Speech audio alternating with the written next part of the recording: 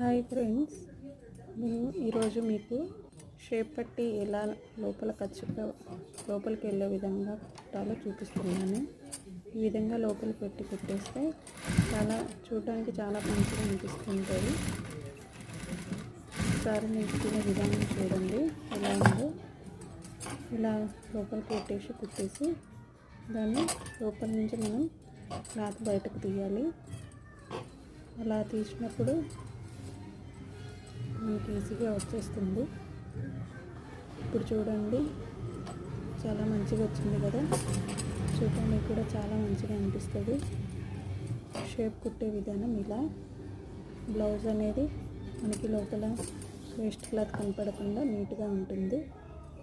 మీకు నచ్చితే లైక్ చేయండి, కామెంట్ చేయండి. కుట్టే విధానం ఓకే అయితే థ్యాంక్ యూ.